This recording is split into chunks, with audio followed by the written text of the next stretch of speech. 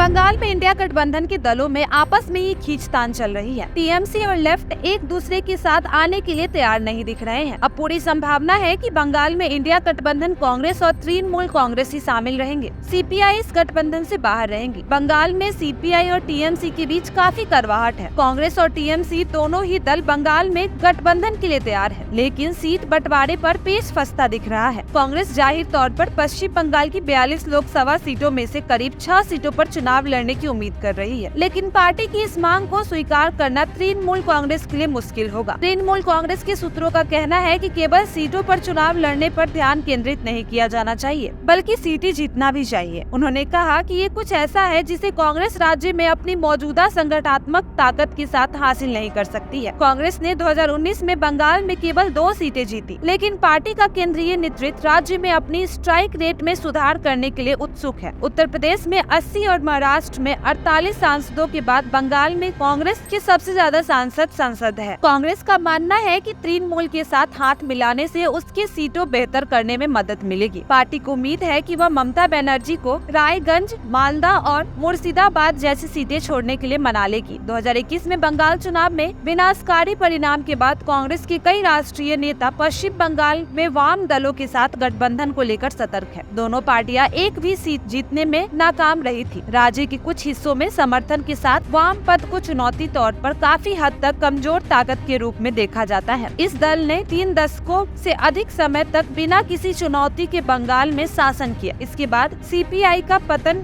उल्लेखनीय रहा। बंगाल में अब इसकी कोई सांसद या विधायक नहीं है और पिछले 2 आम चुनावों में इसमें भारी गिरावट आई है। वामपंथी भी कांग्रेस के लिए रायगंज जैसी सीटें नहीं छोड़ेंगे। 2024 में लेफ्ट के जीतने से पहले ही यह सीट कांग्रेस के पास थी। 2019 में यह बीजेपी के पास चलेगी। कांग्रेस की एकमात्र चिंता यह है कि वाम दल उसके वोट काटकर परोक्ष रूप से बीजेपी की मदद कर रहा है। सीपीआई ने राजनीति के अपने ब्रांड को कमजोर करके भारतीय धर्मनिरपेक्ष मोर्चा को भी मुख्य धारा लगाया। एक मुस्लिम मौलवी के नेतृत्व में आईएसएफ को 2021 में चुनावी मोर्चे पर लाने की कदम को वामपंथियों द्वारा एक गलत सलाह और राजनीतिक भूल के रूप में देखा गया, जिसने कांग्रेस को भी नुकसान पहुंचाया और दोनों को शून्य की स्थिति में छोड़ दिया।